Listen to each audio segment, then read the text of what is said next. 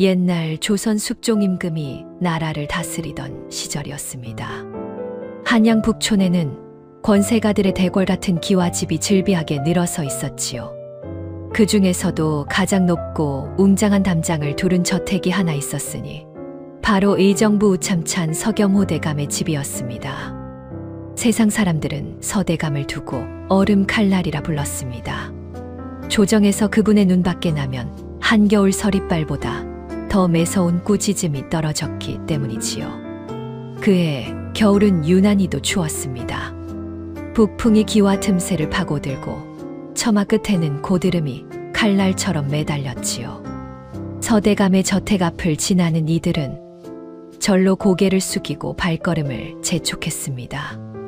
그 매서운 겨울바람을 뚫고 서대감의 저택 앞에 한 여인이 나타났습니다. 낡았으나 정갈하게 다린 무명옷 차림에 등에는 포대기로 갓난 아기를 업고 있었지요. 여인의 이름은 서희원이었습니다. 희원은 잠시 멈춰서서 까마득한 담장을 올려다보았습니다. 코끝이 빨갛게 얼었으나 눈빛만은 흔들림 없이 단단했지요.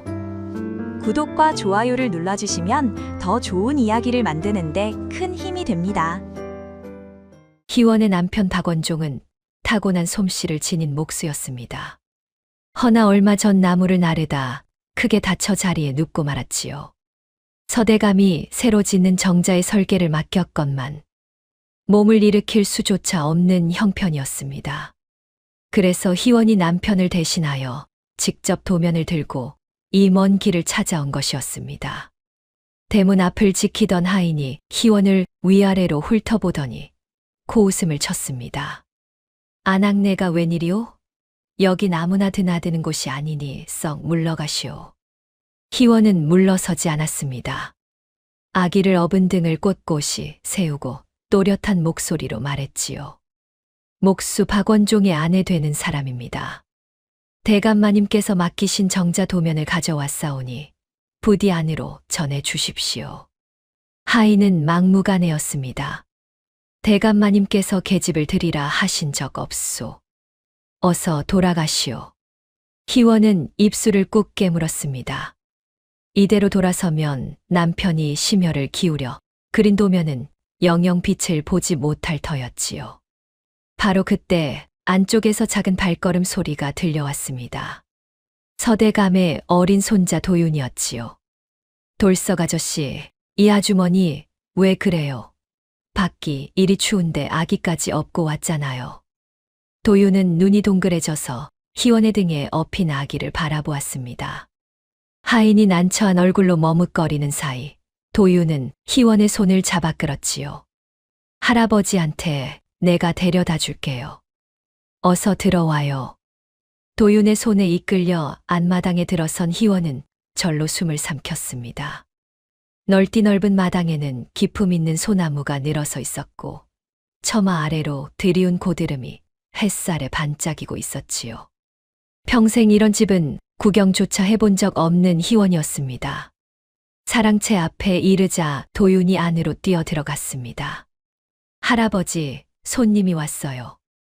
아기를 업은 아주머니예요. 잠시 후 묵직한 기침 소리와 함께 사랑채의 문이 열렸습니다. 서겸호 대감이 모습을 드러낸 것이었지요. 희원은 고개를 깊이 숙여 절을 올렸습니다. 소인은 목수 박원종의 아내 서희원이라 하옵니다. 남편이 몸져 누워 직접 오지 못한 죄 깊이 용서하여 주십시오. 서겸호는 아무 말 없이 희원을 내려다보았습니다. 그런데 바로 그 순간 서겸호의 눈이 크게 떨렸지요. 고개를 든 희원의 얼굴이 눈에 들어온 것이었습니다. 다나한 이목구비, 맑으면서도 깊은 눈동자, 가늘고 고든 코. 그 얼굴은 서겸호의 가슴 깊은 곳에 묻어두었던 누군가를 너무도 닮아 있었습니다. 그때 희원의 옷고름 사이로 무언가가 살짝 빛을 냈습니다. 작고 정교한 매화 문양의 놀이개였지요. 허나 그것은 찰나에 스친 빛이었기에 서겸호의 눈에는 미처 닿지 못했습니다. 서겸호는 한동안 입을 열지 못했습니다. 눈앞에 여인에게서 오래전 눈물로 헤어진 그 사람의 모습이 아른거렸기 때문이지요. 매화꽃잎이 흩날리던 그날의 얼굴이 희원의 얼굴 위에 포개어졌습니다.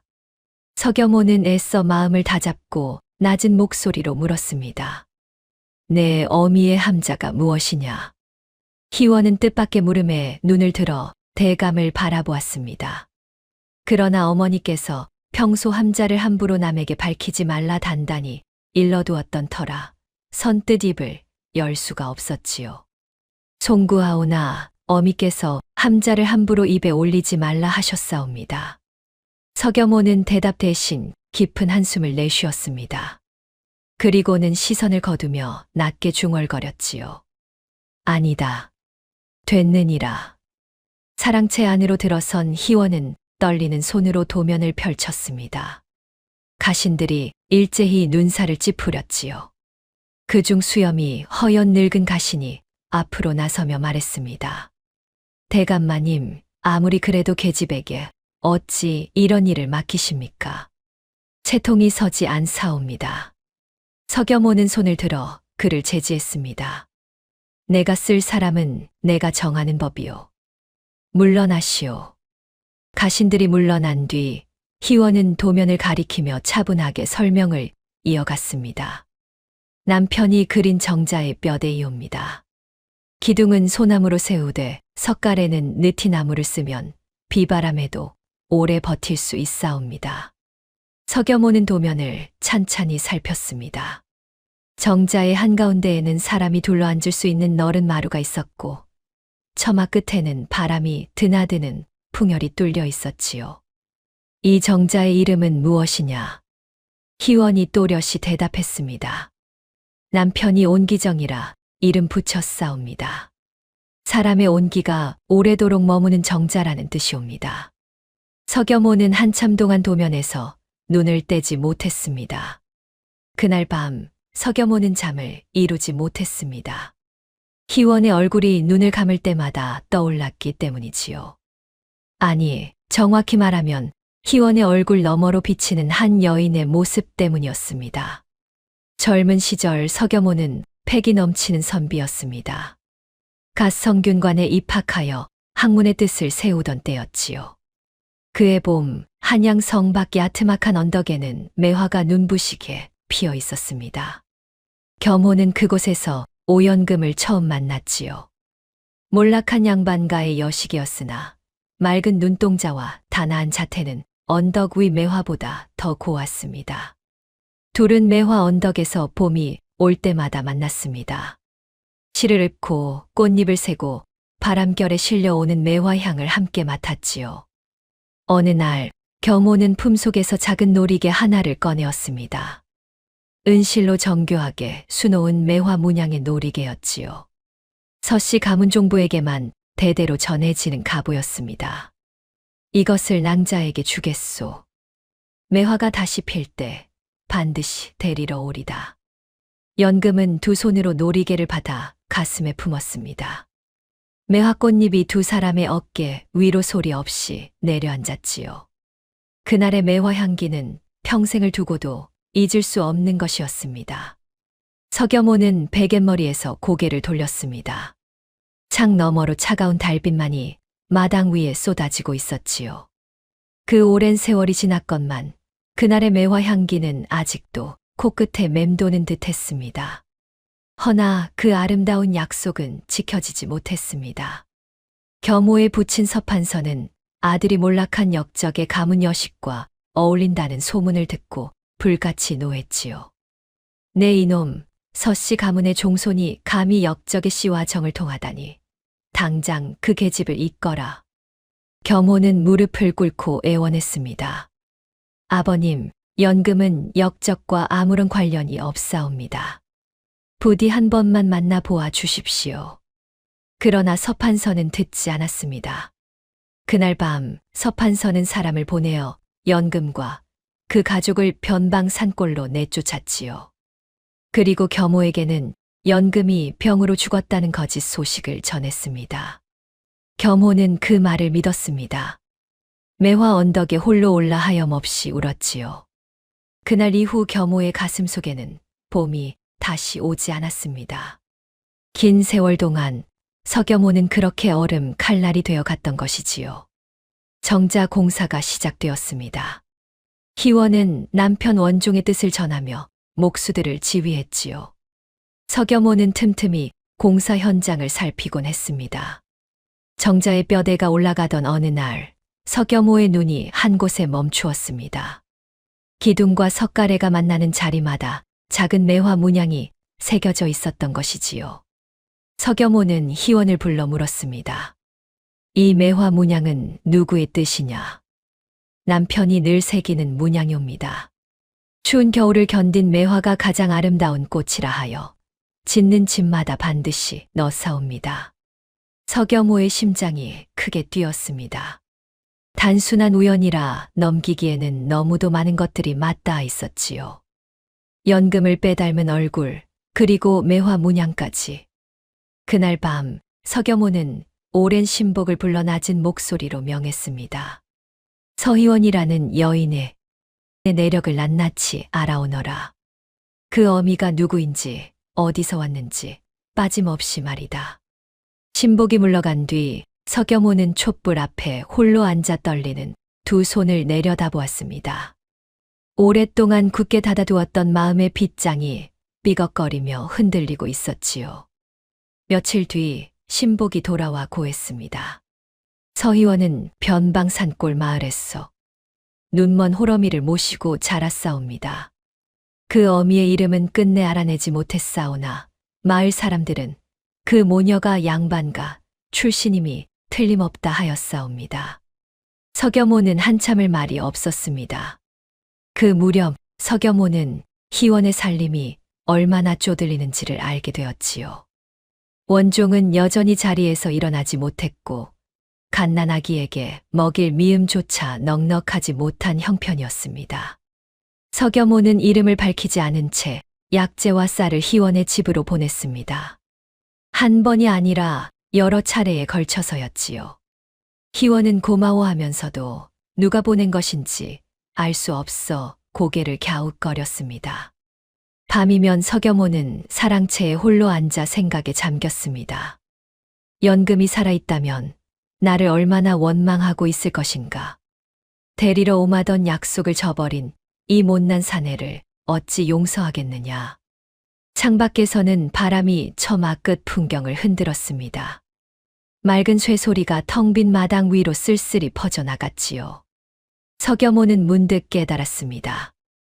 오랜 세월 동안 얼음처럼 살아온 것은 정무에 충실하기 위해서가 아니었지요. 다시는 누군가를 잃는 아픔을 겪지 않으려고 스스로 마음을 얼려버린 것이었습니다. 그 깨달음은 서겸호의 가슴에 봄눈 녹듯 천천히 스며들었습니다. 차갑기만 하던 눈가에 희미한 물기가 번졌지요. 그러나 세상은 서겸호의 마음을 가만 놓아두지 않았습니다. 조정에서 서겸호와 세력 다툼을 벌이던 좌참찬 윤태겸이 은밀히 첩자를 심었던 것이지요. 윤태겸은 서겸호가 천한 목수의 아내를 가까이 한다는 소문을 잡아채웠습니다. 허허, 얼음 칼날 서겸호가 계집에게 마음이 흔들렸다고? 이 기회를 놓칠 수 없지. 윤태겸은 조정 대신들 사이에 흉흉한 소문을 퍼뜨리기 시작했습니다. 서겸호가 미천한 여인과 내통하며 관물을 빼돌린다는 거짓 소문이었지요. 소문은 삽시간에 한양장안을 뒤덮었습니다. 서겸호의 가신들은 안절부절 못했고 조정에서는 탄핵의 목소리가 슬금슬금 고개를 들었지요. 희원의 귀에도 그 소문이 닿았습니다. 희원은 가슴이 무너지는 듯 했지요. 자신 때문에 은혜를 베풀어준 대감이 곤경에 빠지다니 차마 두고 볼 수 없는 일이었습니다. 희원은 이를 악물고 결심했습니다. 소인이 한양을 떠나면 소문은 잦아들 것이옵니다. 대감마님께 더 이상 누를 끼칠 수 없사옵니다. 희원은 원종에게 사정을 알리고 짐을 꾸리기 시작했습니다. 매서운 겨울바람이 창문을 두드리는 밤이었지요. 떠나기 전날 희원은 마지막으로 정자 도면을 전하러 서대감의 저택을 찾았습니다. 사랑채 마루에 도면을 올려놓고 깊이 절을 한 뒤 희원이 몸을 일으키는 순간이었지요. 옷고름에 걸려있던 네드이 빠지며 품속에서 무언가가 또르르 굴러 마루 위에 떨어졌습니다. 작고 정교한 매화 문양의 놀이개였습니다. 서겸호는 그것을 보는 순간 온몸이 굳어버렸습니다. 은실로 수놓은 5잎 매화, 그리고 뒷면에 새겨진 서씨 가문의 작은 낙관까지. 젊은 날 매화 언덕에서 연금의 손에 직접 쥐어주었던 바로 그 놀이개였지요. 서겸호의 손이 부르르 떨렸습니다. 이것을 어디서 얻었느냐? 희원은 영문을 모른 채 대답했습니다.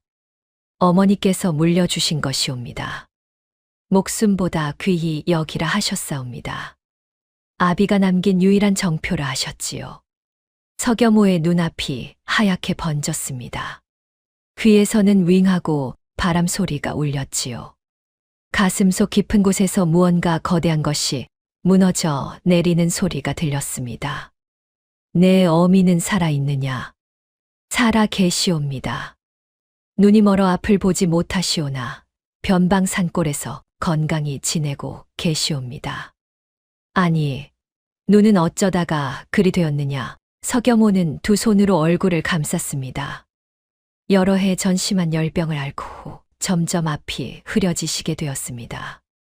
그토록 오랜 세월을 눈먼 몸으로 버텨오면서 자신이 건넨 놀이개를 목숨처럼 지켜왔다는 사실에 서겸호의 온몸이 무너져 내리는 듯 했습니다. 희원은 서겸호의 반응에 크게 놀랐습니다.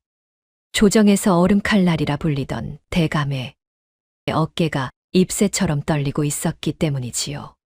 희원은 감히 입을 열지 못하고 서 있었습니다. 한참 뒤에야 서겸호가 손을 내렸습니다. 눈가가 붉게 달아올라 있었지요. 내 어미의 함자가 혹시 오연금이 아니더냐? 희원의 눈이 크게 떠졌습니다. 대감마님께서 어찌 어머니의 함자를 아시옵니까? 서겸호는 대답 대신 창 너머 먼 하늘을 바라보았습니다.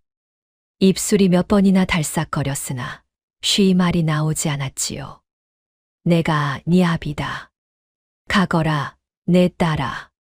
지금 위험한 상황이 잠잠해질 때까지만 한양을 떠나지 말고 반드시 기다리거라. 반드시 데리러 가마.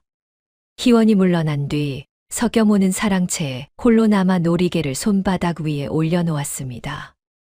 은실은 세월의 발에 빛을 잃었으나 5잎 매화의 형상만은 또렷이 남아 있었지요. 그것은 기나긴 세월을 견딘 약속의 증거였습니다.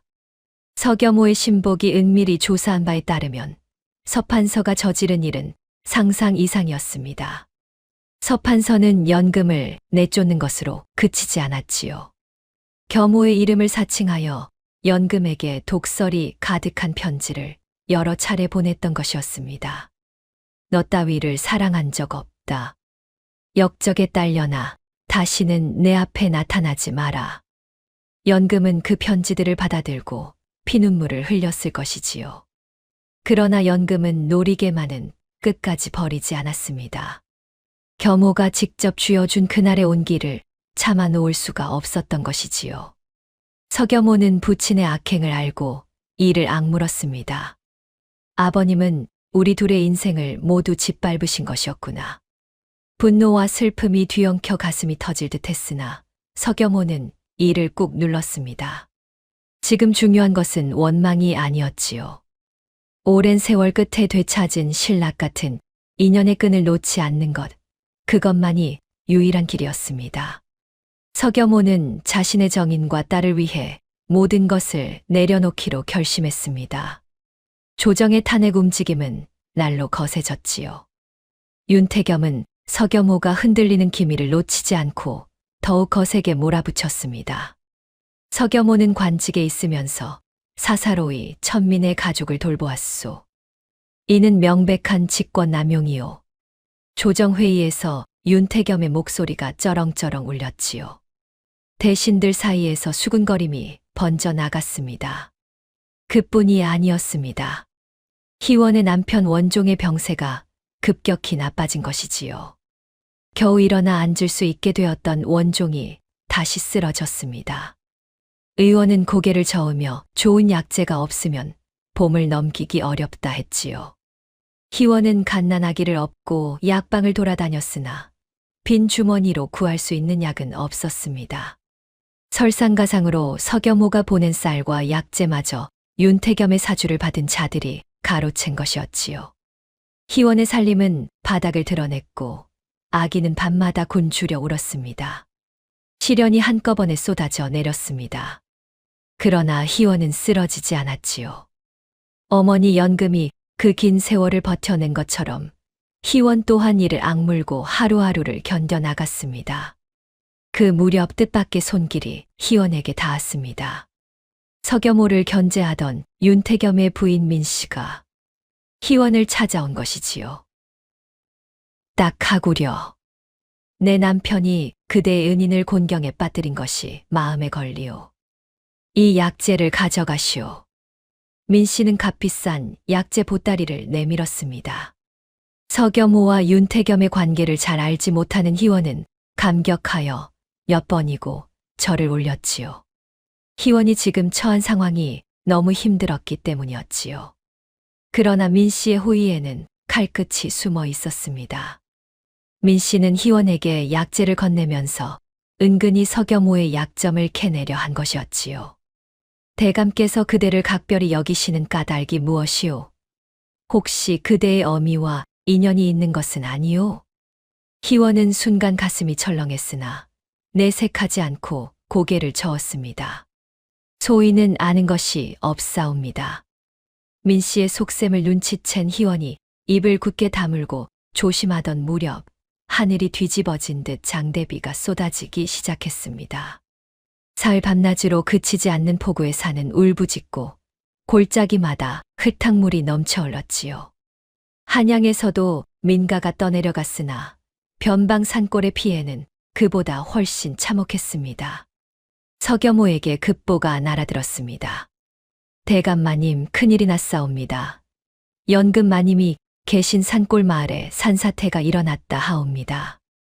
서겸호는 벌떡 일어섰습니다. 심장이 멈추는 듯 했지요. 무엇이라 하였느냐? 자세히 아뢰어라.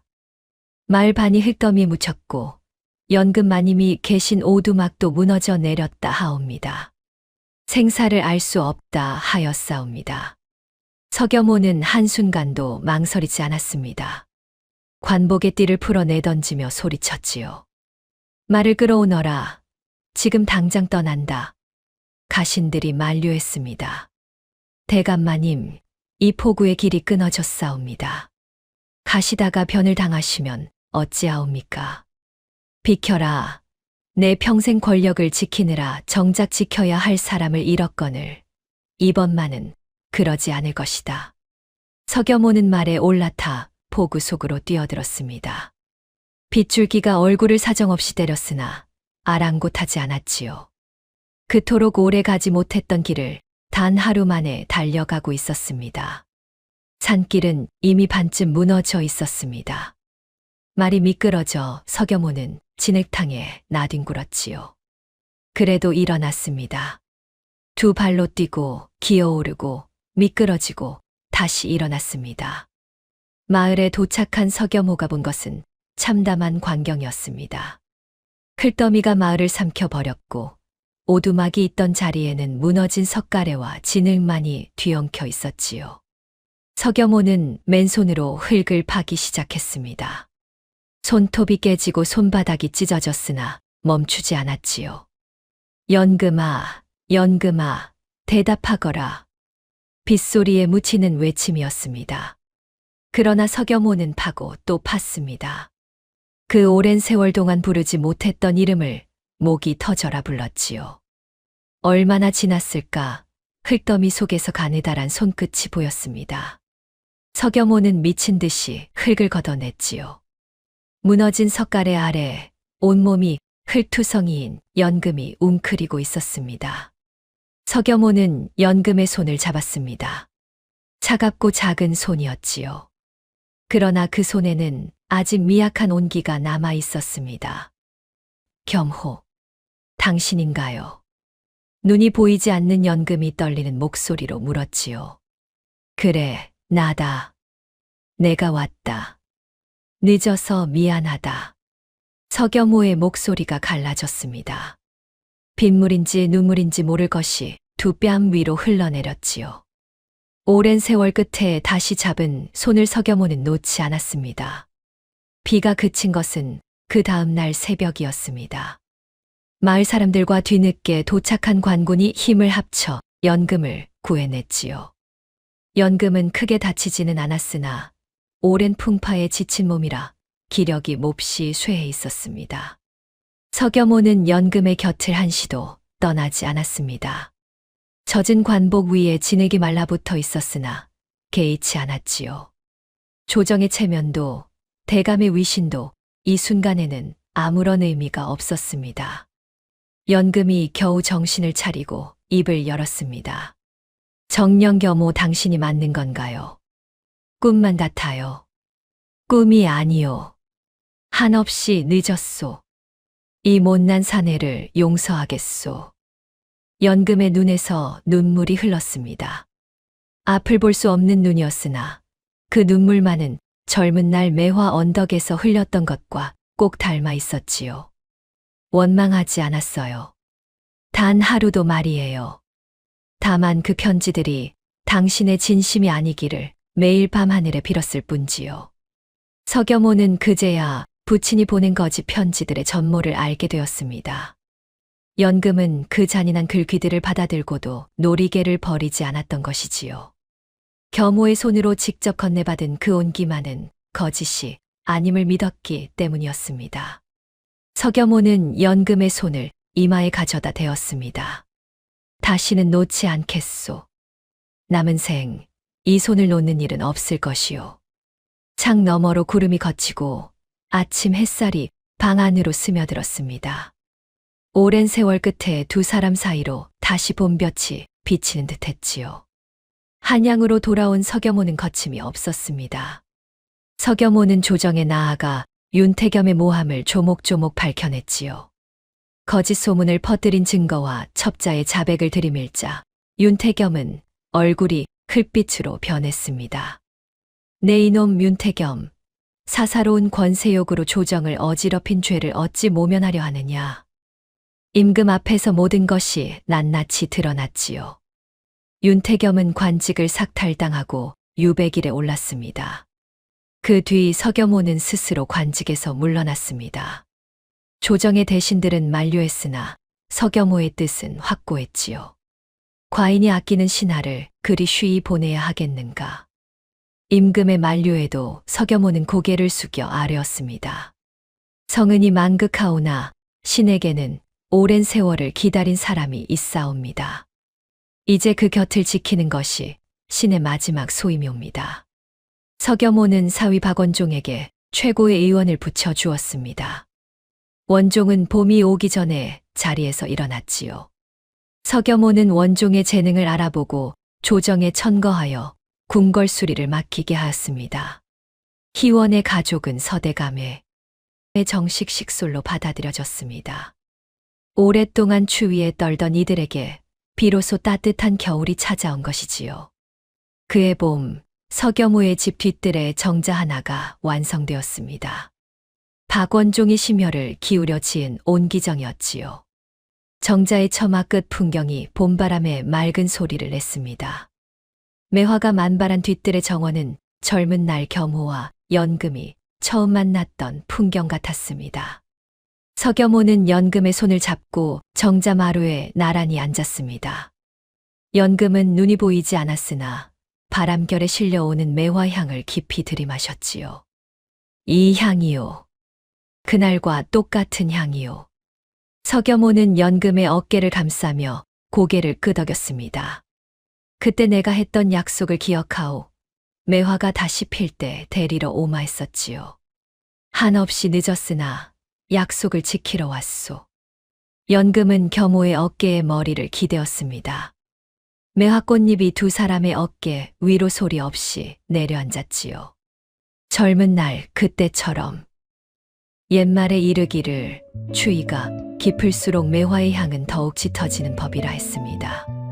세상에 아무리 거센 풍파가 몰아친다 한들 진심으로 맺어진 인연의 끈은 끊어지지 않는 법이지요. 서겸호와 오연금이 그 긴 세월을 견딜 수 있었던 것은 서로를 향한 마음 한 조각을 끝내 놓지 않았기 때문이었습니다. 때로는 늦더라도 포기하지 않는 한 걸음이 평생의 한을 풀어주기도 하는 법이지요. 돌아갈 수 없는 시간을 탓하기보다 지금 이 순간 곁에 있는 이의 손을 꼭 잡아주시기 바랍니다. 오늘 이야기 어떠셨나요? 다음 이야기 빠르게 만나보시려면 좋아요와 구독을 눌러주세요. 그럼 더 재미있는 이야기로 찾아뵙겠습니다. 감사합니다.